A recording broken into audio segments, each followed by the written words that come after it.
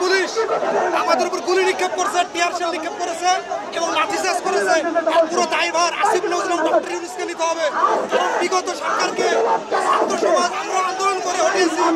যদি একই কাজ করে ডক্টর আসিফ নজরুল এবং ডক্টর ইউনূস যদি একই কাজ করে আমরা একদম পিছনে আমাদের তাদেরকে উৎখাত করে এখান থেকে আমরা যাবো। ছাত্র সমাজের সাথে যদি একটা লাঠিচাটা করা হয় আমরা তাদেরকে উৎখাত করে আমরা বাড়ি ফিরবো।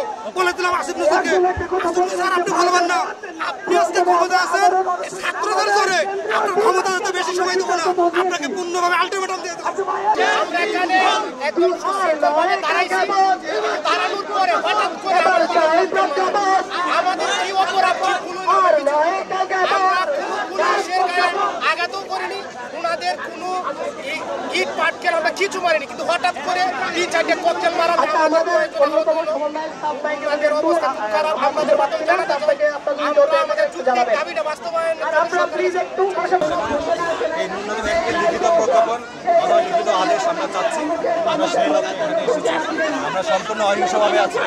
আমাদের উপর লাঠিচার্জ করা হয়েছে, গুলি করা হয়েছে, সব ধরনের নির্যাতন আমরা এখানে শিকার হয়েছি। আজকে চূড়ান্ত আন্দোলন, আমাদের সামনে কোনো আর কর্মসূচি নেই।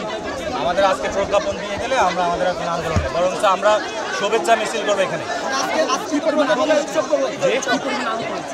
আজকে শতাধিক আহত হয়েছে এবং গুলিবিদ্ধ হয়েছে 10 জনের উপরে, ঠিক আছে, এবং হচ্ছে টিয়ার শেলে ওখানে 500-এর উপরে অনেক ইনজুরি হয়ে আছে।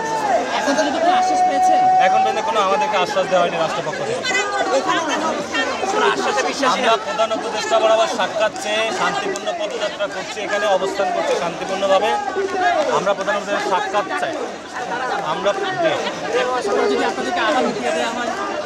আমরা এখানে অবস্থান করব, প্রয়োজনে সবাই জীবন দিতে প্রস্তুত, কারণ আমরা অহিংসভাবে এখানে আছি। অহিংস আন্দোলনের উপরে গুলি করা আমরা এটা তীব্র নিন্দা জানাই। আমাদের দুঃখ একটাই যে আমাদের ইনভ্যালিড করে দেওয়ার কারণটা কি? আমাদের বয়স নিয়ে আমাদের মেধাকে কেন ই করা হবে না, আমাদের মেধাকে কেন যাচাই করা হবে না? আমরা আজকে এখানে আসছি, আমাদের উপর টিয়ার শেল মারা হচ্ছে, আমাদের সম্পূর্ণ করে দেওয়া হচ্ছে, আমাদেরকে আঘাত করা হচ্ছে। এটা কেন করা হবে? এটা যৌক্তিক দাবি। এই দাবি আমরা নিয়ে এখান থেকে আদায় করেই যাব। কারণ হচ্ছে আমাদের মেধা আছে, আমাদেরকে কেন মূল্যহীন করে দেওয়া হচ্ছে? আমাদের দাবি আমাদের মানতেই হবে। 35 আমাদের একটি যৌক্তিক দাবি।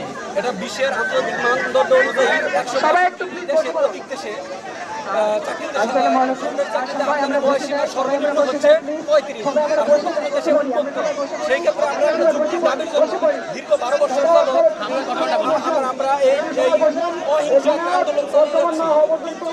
আজকে আমরা যখন এইদিকে শান্তিপূর্ণ অবস্থান করতেছি তখন পুলিশের মাধ্যমে টিয়ার শেল নিক্ষেপ করছে। আমি নিজে টিয়ার শেলের আঘাত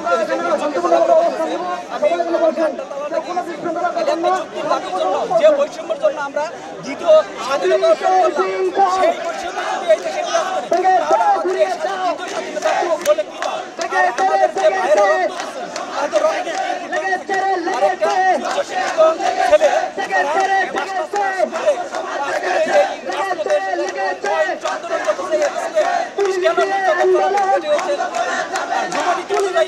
আমাদের জননীতি অনুযায়ী 18 থেকে 35 বছর যুবক করা হয়। তাহলে এই ক্ষেত্রে 30 হয়ে গেলে কেন আমরা ইনভ্যালিড হয়ে যাবো? আমাদের যোগ্যতার আমরা চাইছি আবেদন করে আমরা যোগ্যতা আমরা চাকরি